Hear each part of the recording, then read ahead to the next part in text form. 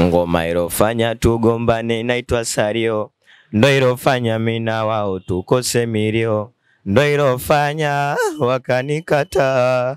Iti moja wakajifanya master, nguwana nunura moja mina kwa kama kicha, naimba kwa uchungu. Kuna muda napata hasira wananisema mbele za watu, ila najua Mungu wangu utanilipa. Kuna muda eti wanasemaga bila wao hapa nisingefika. Mola furaha ya waone nadhalilika, napambana usiku na mchana nikiamini atabariki Maulana, napambana nimsaidie mama ili kesho yangu na miweze kuwa njema, yani giza kazalio.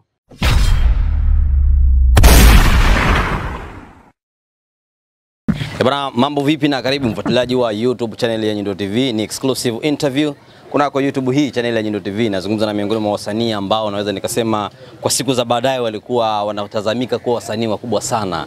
Big time zeni kwa mwanangu anaitwa Beka ama Montelo Pixel, mwamba ambaye anapatikana maeneo ya Kigamboni. Mmoja kati ya watu ambao wanafanya huduma za photoshoot. Kama ni miongoni mwa watu ambao wanapatikana maeneo ya Kigamboni, kwa hakika utakuwa unamfahamu, anaitwa Montelo Pixel. Tembelee, nenda kapate huduma hiyo. Bwana, mwanangu anaitwa Pateni, mmoja kati ya watu ambao kwa hakika historia yake imenifanya nimtafute. Tunafahamu ya kwamba ni miongoni mwa vijana ambao hivi karibuni walikuwa wanatikisa jiji hasa kwenye kiwanda cha muziki, na mzungumzia muziki wa Singeli. Ana nyimbo yao yeye pamoja na ndugu yake Sajenti, ile nyimbo ambayo Limbo na Malio wao wakairudia kimtindo wa Singeli. Moja kati ya nyimbo ambayo imefanya vizuri sana. Kwa sasa hivi story ambazo nimezipata ni kama wanaoa wapo sawa, wametengana. Nyundo TV tukasema tusiliache hili lipite, wacha tumtafute Pateni yeye tuzungumze naye, na tunafanya jitihada za dhati kabisa kuweza kumtafuta Sajenti. Kibidi tu watafute na meneja wao kama meneja wa Pateni na meneja wa Sajenti, tufahamu kipi ambacho kimejili kati yao. Yupi ambaye ndiye chanzo cha kuwatenganisha hawa? Nikwambie tu ya kwamba mimi binafsi nakubali muunganiko wao. Wakiwa pamoja wanafanya kitu ambacho ni kikubwa kweli. Kama ni miongoni mwa watu ambao wanafuatilia muziki wa Singeli, kwa hakika unafahamu uwezo wa vijana hawa Sajenti sambamba na Pateni. Nazungumza naye tuambie kile ambacho kimejili. Mzee na kwaje? Fresh kaka. Mambo menda? Namshukuru Mungu. Kama kinyonge hivi. Hamna, ndo mapozi yangu. Ndo tulivyo. Kwa ujumla muziki unasemaje lakini? Namshukuru Allah, ana bless, mambo yanaenda mdogo mdogo. Kama ulipoa hivi ni mwezi wa Ramadhani ama ni ratiba bado haijakaa sawa? Sijapoa mimi. Mimi sijapoa, labda ulikuwa unifuatilie tu. True story. Kwenye swala nyimbo sijaachia, kwenye masuala entertainment sijapoa. Kwenye nyimbo sasa mimi nimekufahamu kuna nyimbo, mimi nafuatilia sana kuna kwa Instagram yako, nafuatilia sana kuna kwa YouTube yako. YouTube yako na kama watu 620 kitu hivi. Nafuatilia kuanzia nyimbo ya kwanza ulikoposti mpaka sasa hivi. Sijaona kazi mpya, ndio maana nimekuambia kama umepoa hivi. Ongeza ungesema sijaona kazi mpya kitambo, ila kuhusu swala kupoa sijapoa. Ya kazi zipo, ila uwezo kaachia kazi tulimradi uachie, ila unaachia kazi kwa mipango. Kwa hiyo na mipango yangu nimeplan, ikikaa sawa nitaachia nyimbo. Sawa, kumekuwa na vitu ambavyo vinaenea mtandaoni. Wanasema Pateni na Sajenti kama wapo sawa. Tumefika tu nimeona video clip yako unaimba nyimbo ilofanya tuachane kisasali. Si uliimbaje pale? Nini ni wazi ya kwamba ninyi watu hamko sawa? Shida nini? Chanzo kilianzia wapi sasa? Mimi nadhani chanzo ni ngoma baada ya kuwa hit. Ndio maana pakatokea mitafaruku, ila isingekuwa hit paka leo tungekuwa wote. Kifupi wewe na Sajenti mlijuana vipi? Mimi na Sajenti tulianza kukutana kwenye my event. Kwenye my event unajua mtu kisha kukutana naye siku moja, kaja kukutana tena siku nyingine, nilikutana naye kule. Kwa hiyo kuna ukaribu fulani mtauleta, au sio bwana? Kwa hiyo na ule tulikuwa vile ule ukaribu wa kukutana kila siku ndio ukatutengenezea sisi urafiki, au sio bwana? Tukaanza kufanya kitu kama kile. Mara kwanza mlikutana lini? Mara kwanza nakumbuka ilikuwa ni kwenye show ya media fulani hivi, ilikuwa Vingunguti pale. Kwa maana kwamba ni miaka mingapi iliyopita, yani udugu wenu, urafiki wenu umedumu mpaka sasa ni miaka mingapi? Nahisi mwaka hujafika. Kama mwaka ndo naenda kuishia. Siku ile ambayo mkatengeneza chemistry, siku ambayo mkazungumza mpaka mkaingia studio kufanya nyimbo pamoja, nani ambaye alionekana na shauku ya kutoka kufanya na mwenzake, ama nani ambaye alimface mwenzake kwamba bwana hebu tuungane tutengeneze kitu? Hakuna alikuwa na shauku na mwenzake, bali ni idea ambayo tuliona tukikao ili itaenda sana. Ndio tukaamua kufanya. Kwa mwanzo tunatoka kwa mtu mmoja, idea alitoa idea ya nyimbo nani? Idea ilipatikana kwenye mazoezi tulikuwa tunafanya. Unaona. Nakumbuka Sergeant ndio alisema ile nyimbo Mario kali, kwa hiyo mimi ndo nikawa naingizia verse. Nashukuru nimejua giza. Unaona, tukawa tunapita hivyo mpaka jambo likakaa chorus. Unaona, nikaambia chorus. Ngoma yaani uwezi amini brother, ile ngoma yote nimechora mimi. Yaani kama uamini hicho kitu, ingia kwenye TikTok yangu. Video za chini ile verse anaimba Sergeant halo, ile mimi nishaichapaga kitambo. Na taarifa zinaonyesha pale. Weka search kwenye TikTok yangu, ingia. Yaani maana yake kwamba wewe Sergeant alitoa wazo. Yeah. Wewe ukasuka nyimbo kuanzia moja mpaka mwisho. Yeah. Ukampa maneno Sergeant pita hivi. Yeah. Na nilikuwa nimwandikia kile kipande uwezo wa smartphone, sema ile njia ilikuwa ngumu, yeye asingeweza kupita, unaona. Nikamwambia basi po ngoja nikupe kipande kingine. Nikampa ile verse ya pili ndo akapita akaua sana, nikamwambia hapa unyama. Na ndo akapita hivi. Unaamini ni mkali kuliko Sergeant ama Sergeant ni mkali kuliko wewe? Hapana, mashabiki ndo wanaona. Mimi naimba tu. Yeah. Baada ya nyimbo au kabla ya nyimbo kuna nyimbo yote ambayo mmeshaitunga pamoja? Nyimbo zipo nyingi na nyingine anazimba mpaka kesho ambazo tulikuwa tunakaa tunaandika.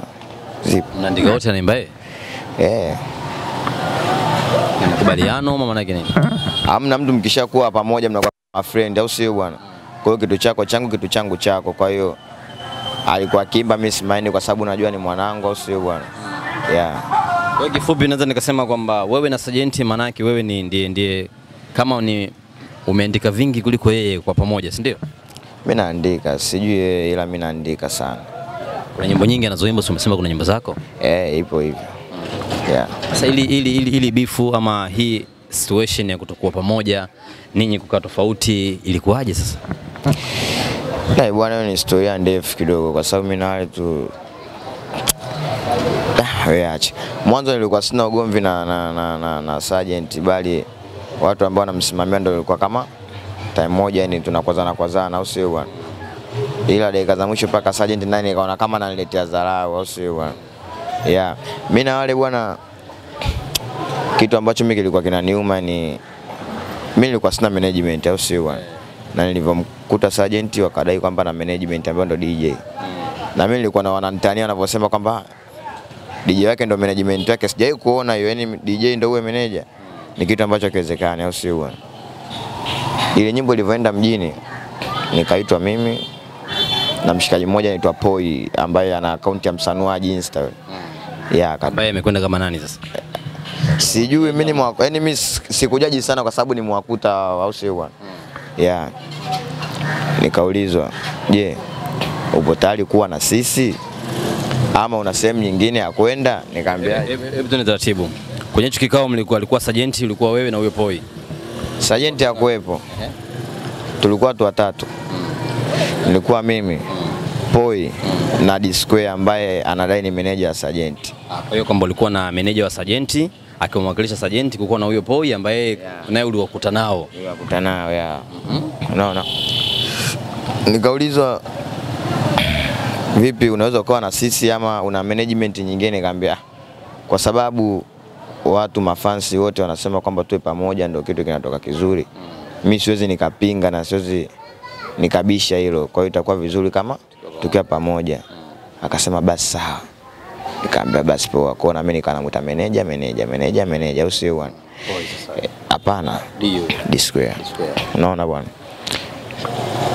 Siku Steve Mweusi akanipigia simu. No, kabla Steve Mweusi kuna mwanangu mmoja anaitwa Chafikila na ni msanii anaimba. Aliandaa jambo lake. Mimi Chafikila nimeasona kitambo, au sio bwana? Akanipigia simu akaniambia, "Pateni uko wapi?" Nikamwambia mimi niko pande za Buguruni. Akaniambia, "Unaweza kuja kusupport jambo langu leo na show, njoo wewe na Sergeant." Nikamwambia, kwa Sergeant kikweli itakuwa ngumu, ila kwa mimi kukutupa itakuwa uongo kwa sababu mimi na wewe najua tulipotoka. Ila kuhusiana na Sergeant, ngoja niongee na brother, au sio bwana? D-Square. Nikampata D-Square nikamwambia, kuna mwanangu anaitwa Chafikila, kanielekeza hivi na hivi.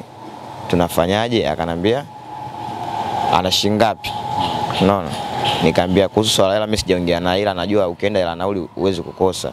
Ile kwa comment aka hivyo ngoja nimuulize. Nikampigia mshikaji nikamwambia bwana mshikaji kasema na bei gani, akaniambia pateni, si unajua show zenyewe za kusapotiana, sio kwamba kuna ila nauli atapata. Nikamwambia D-Square, akasema basi kama hivyo mimi dogo aendi, wewe kama unaenda nenda. Nikamwambia basi spoiler, si utaenda kunipigia maana ndo DJ wangu, utaenda kunipigia. Akasema basi sawa, mimi nitaenda kukupigia. Nadhani ilikuwa ni Alhamis, show ilikuwa Jumamosi. Jumamosi asubuhi nikamwambia di, si unakumbuka leo ndo show ya mshikaji yule, si utaenda kunipigia? Akaniambia poa. Blaza saa 3 mshikaji anipigia simu, upo wapi? Nikamwambia kaka mimi nakuja. Naambia D-Square tuondoke, jiandae. Ananiambia mimi siwezi kwenda sehemu kama dogo hayupo, maana mimi ni meneja wa dogo. Unaona? Nikamwambia sasa ungenipanga mapema ningetafuta DJ mwingine, mpaka sasa hivi saa 3 afu wananiambia uwezi kwenda. Bwana utajua mwenyewe mimi siendi, unaona? Kwa sababu mwenyewe kwenye industry kitambo si bwana. Nikampigia mwanangu Baba Boy DJ wa balaa yule. Tukaenda tukaumiza. Nikarudi. Tumekaa kama wiki hivi ndo. Lakini pale kwamba hujachukua hela yoyote maana umeenda kusupport kazi ya mshikaji. Yaani mimi mwanangu, yaani mimi siwezi nikamuita mwanangu nikampa hela na wala yeye hizo kanita kanipa hela au sio bwana. Bali ni support. Kanita ila nilipata hela nauli na mimi nikaondoka. Tumekaa kama wiki hivi, Steve Musa akanipigia simu akaniambia vipi pateni, nikamwambia fresh kaka, inakuaje fresh. Bwana mimi nitakuwa na jambo langu au sio bwana. Tutafanya wapi anapoka Steve Musa kule? Buza. Birthday yake sasa. Birthday yake. Akaniambia mnaweza mkaja, nikamwambia tunaweza tukaja ila paka niongee na mshikaji ambaye atusimamia kama meneja. Ila usiwaze kaka, sisi tunakuja. Nikakata simu nikamfuata D-Square. Nikamwambia vipi kaka? Nikamwambia Steve kanipigia simu hapa. Kanipigia simu nataka twende kwenye jambo lake. Akaniambia wewe mjibu, nikamwambia mimi fresh, sasa unaweza ukakataa jambo la Steve? Wewe kama nani? Nikamwambia kama nimfanya kosa kumjibu hivyo, bora nimpigie uongee naye. Sasa hivi na kazi. Nikamwambia basi poa. Kuna siku tunaenda Mikocheni kule au sio bwana, walikuwa na kikao, nikazima simu nikampigia Steve Mweusi. Akapokea, nikampa D-Square simu akaikata. Unaona? Imebaki kama siku 2, Steve ananiambia vipi mbona picha hujatuma? Ni kila siku akananisumbua mimi au sio? Mbona picha hujatuma? Nikamwambia kaka nakutumia usiwaze. Kwa sababu unajua mambo huko hajakaa sawa. Kesho yake nikamtumia picha Steve Mweusi, sijamwambia kitu chochote D-Square. D-Square kesho hiyo ananiambia kesho kuna show Bandari, ilikuwa show ya chuo. Ambapo ndo muda ambao na show ya Steve. Na show ya Steve. Nikamwambia show ya Bandari saa ngapi? Akanambia show ya Bandari saa 6. Nikamwambia kama saa 6 tunaweza tukaumiza vimeo vyote viwili. Akanambia ila show ya Bandari wanamtaka dogo peke yake. Ambaye ni sergeant. Nikamwambia basi poa wenyewe kaumizeni. Unaona? Mimi sijaambia chochote kama enda kwa Steve. Nikamwambia mwanangu mmoja bwana, mimi naenda kwa Steve hivi au sio bwana. Yule mwanangu ndo akawaambia ashikaji. Nimeenda kwa Steve kweli, ananiambia dogo yuko wapi? Nikamwambia dogo ashakula advance ya show ya watu, kwa hiyo ikabidi aende tu, ila mimi imenibidi nije peke yangu niwakilishe brother. Kanambia fresh, akasifia da mnafanya kitu kizuri mkiwa wawili ndo mnaua sana. Nikamwambia da fresh brother. Kweli nikaenda kwenye show, nikaimba fresh, nikaondoka, akanipa hela yangu, nikarudi nyumbani. Kurudi nyumbani asubuhi tunaanza kununiana kwa nini mimi nimeenda kwenye show. Unaona? Yaani kwamba yeye hataki mimi niende kwenye show au sio bwana. Asale maisha nikawa naangalia. Yeye najua tutapatana tu au sio bwana. Asale mambo nikaona kama yanazidi. One time tunaenda kwenye interview. Dogo anagiziwa nguo. Mimi nimekaa kitandani au sio bwana. Dogo anagiziwa nguo, anavaa nini? Akishamaliza kuvaa mimi ndo naambiwa, "Leo kuna interview, mbona hujiandai?" Unaona? Na basi mimi nitavaa nini? Sina nguo.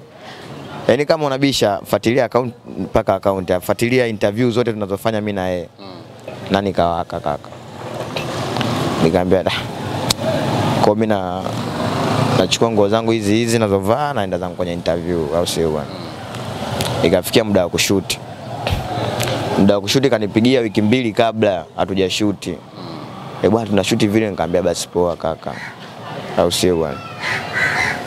Alivyoniambia vile, nikamwambia vipi kuhusu masuala ya nguo, mimi sielewi, sina hela, nafanyaje? Akaniambia masuala ya nguo sijali, tushamaliza.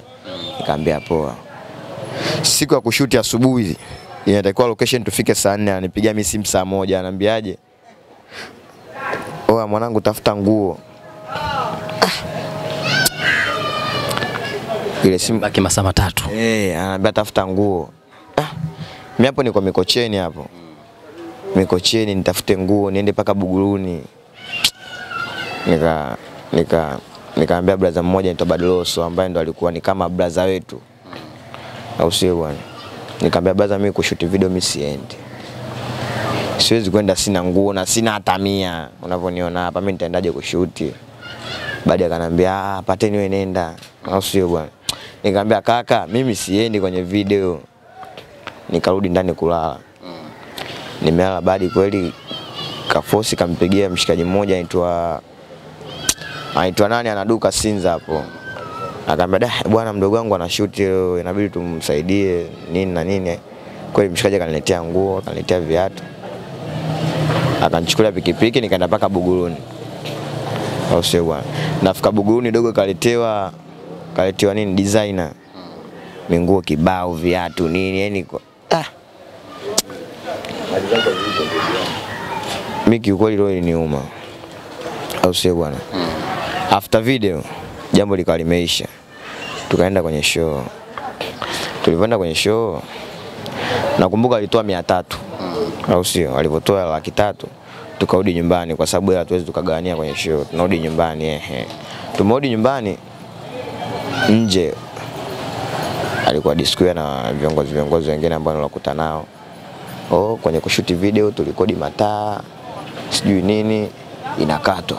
Tulimkopa bi mkubwa ya chakula inakatwa. Sijui usafiri uweza amene brother kwenye 300 inabaki 20,000.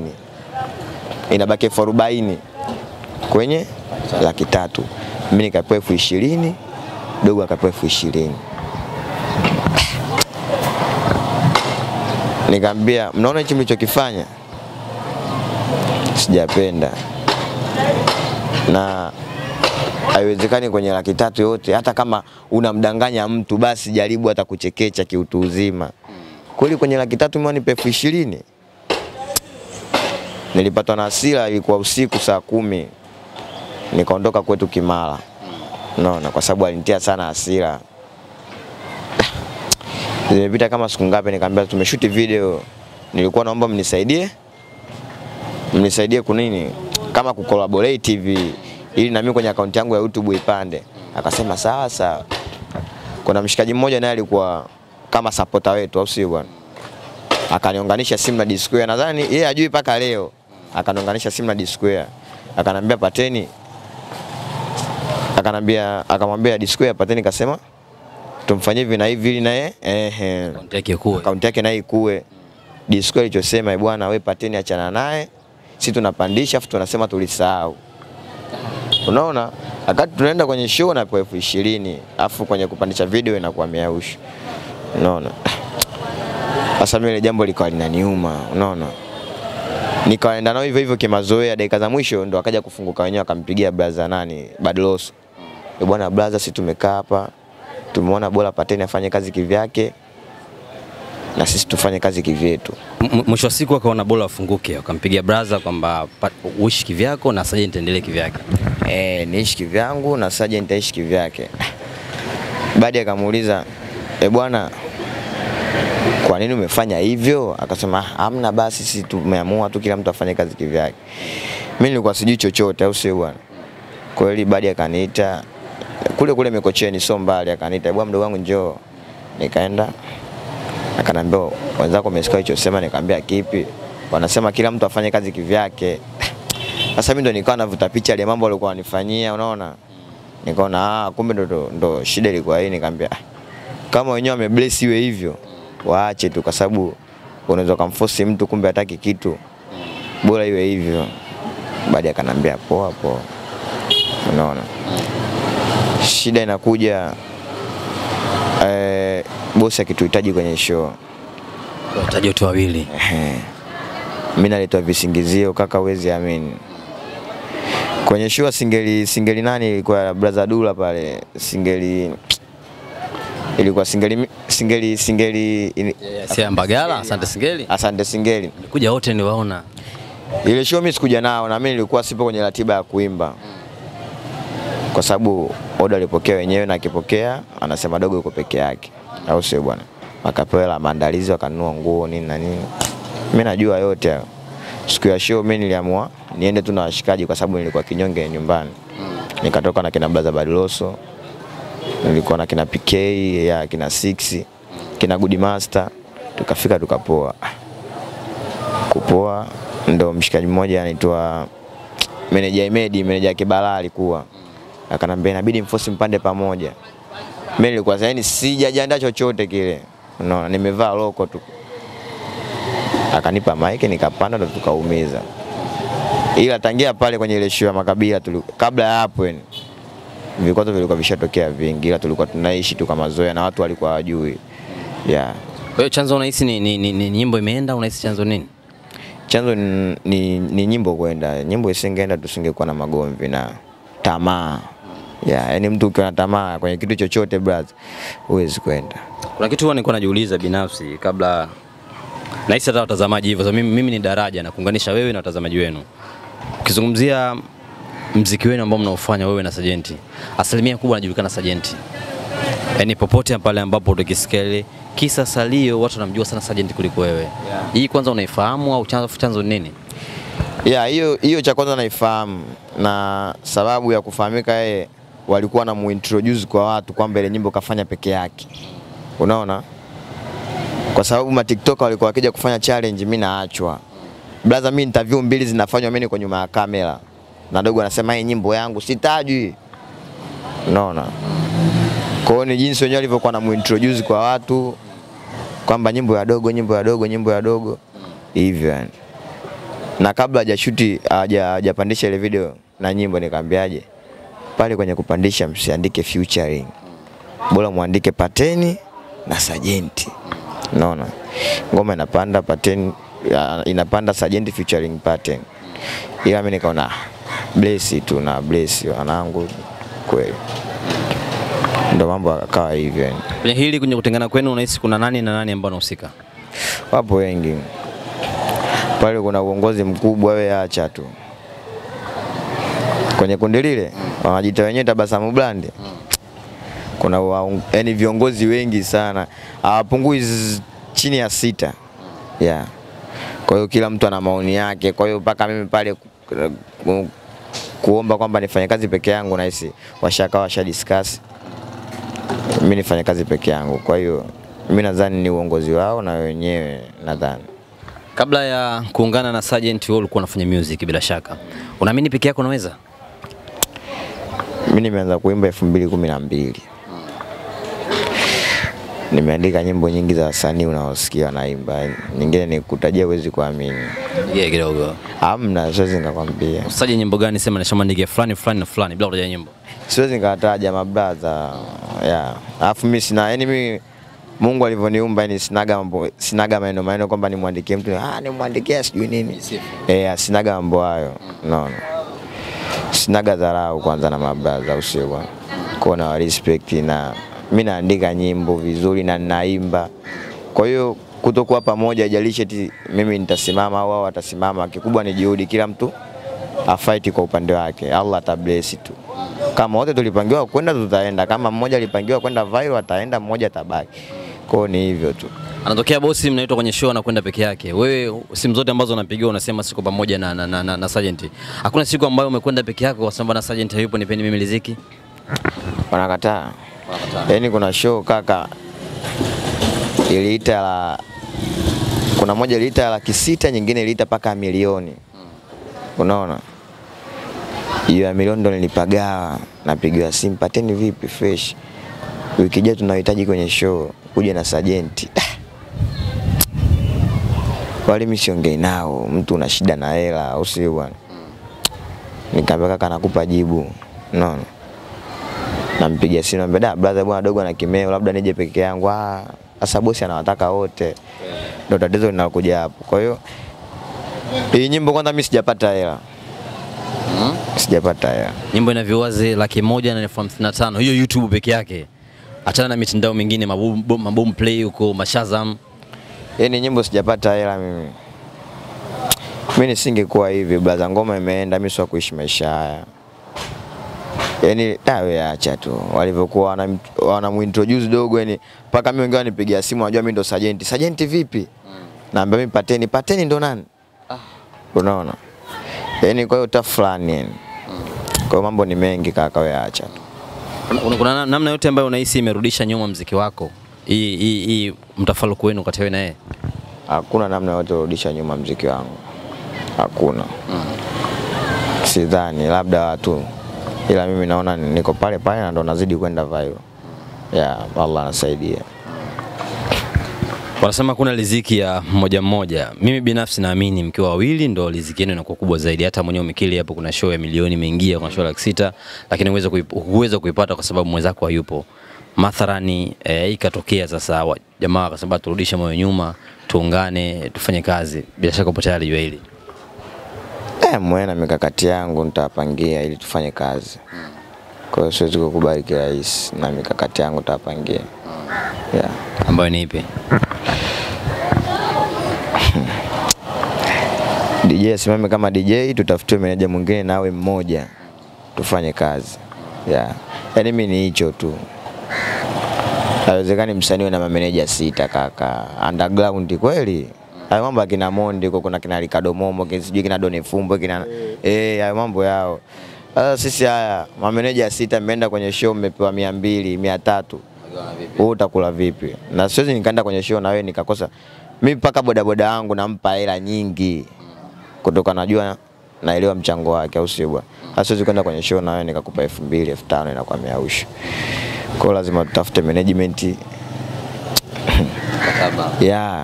Licha hata mkataba, ila ambayo wana respect, tunafanya kazi kwa kuheshimiana tu. Kila mmoja akae kwao, mimi nakaa kwetu, akae kwao. Kazi ikitokea tufanye hivyo ili respect iwepo. Unajua time moja mazoea anakuja mkikaa karibu mnavunjana heshima. Mpaka muda huo una manager? Sina management, ila na ofa nyingi sana. Watu wakubwa, watu ambao unaamini ukiingia nao watakupeleka? Na watu wakubwa kwamba ukimtajia hata mtoto mdogo anamjua, na watu ambao wana mipango. Unajua mtu ambaye ana hela anakuja na mipango. Mtu ambaye ana hela anaamini kabisa huyo naweka hela kidogo tu anaenda, au sio? Kwa hiyo wapo watu aina nyingi wamenifuata. Kwa hiyo mimi mwenyewe natulia, kwa sababu kishakuwa kama hivi lazima upagawe, kila mtu anakufuata na kwambia hichi na kwambia hichi. Lazima upagawe. Na mimi sina haraka kwa sababu naamini katika uwezo wangu. Kenena haya mambo kuna namna moja ama nyingine inarudisha nyuma muziki wa Singeli. Uioni kitu? Anaumiza kwa sababu ukiangalia wasanii wa Singeli kinachotukosti kwanza ni msanii wa Singeli kishatoa hiti moja anajua nakamaliza ujue. Mimi nimeanza kuimba nimetoa hiti kwa inaitwa Mama Huruma, imeshika paka nafasi namba 1 redioni. Ilisumbua sana. Umeniacha masikini Mama Huruma. 2000 na ngapi? Dogo janja, niko mdogo darasa la 5 mimi nimetoa hiti. Sasa hivi miaka mingapi? Sasa hivi na miaka 18. Bwana unaimba kama mtu wa miaka 27 30. Hamna, ni kipaji tu na kutuliza akili.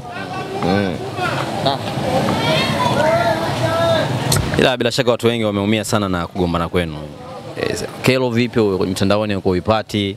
Simu kupigiwa message watu wanawaambia bwana endeleeni kuwa pamoja, unajua kwamba kitu. Hakuna mtu alioniambia tuendelee kuwa pamoja, bali watu wananifuata DM, wananipa pole, na kwenye comment ukifuatilia aliposti brother nani Kwaro yule. Ile clip mimi nilikuwa sitaki kuipost, ila sijui hata ilivujaje yani. Kwa sababu nilishuti kwenye simu, na shangaa mtu tu kaiposti from nowhere usiku. Kaipataje? Ila sikujaji sana. Na nakuja kuangalia ilikuwa na watu wengi, yani mpaka sasa hivi nahisi viewers kama 500,000 washafika. Na hakuna comment hata moja inayoniponda mimi. Watu wanakubali uwezo wako. Wengine wananipa pole, utafika mbali. Nakubaliana na kwa sababu wao ndo walitupokea unajua na TikTok.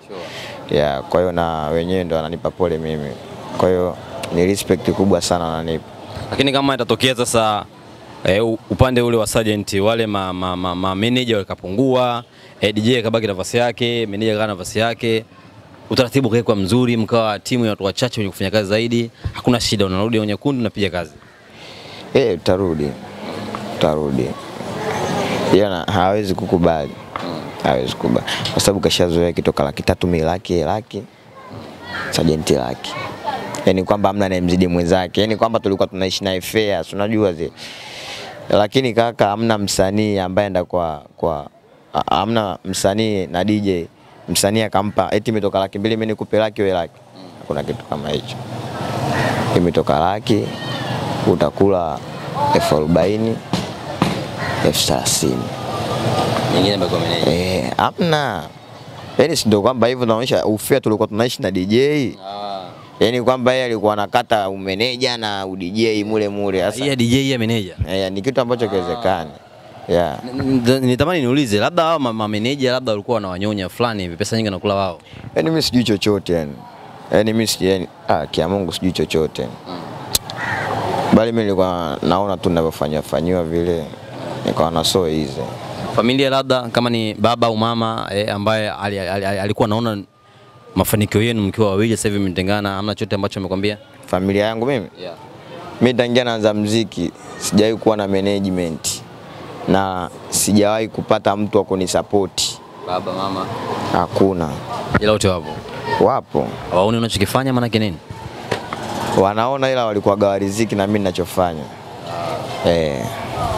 Kama waamini. Yeah. Ila kwa kuwa mimi napenda, unajua raha sana ni kitu ufanye unakipenda mimi napenda muziki na nimeweka katika sehemu ya maisha yangu.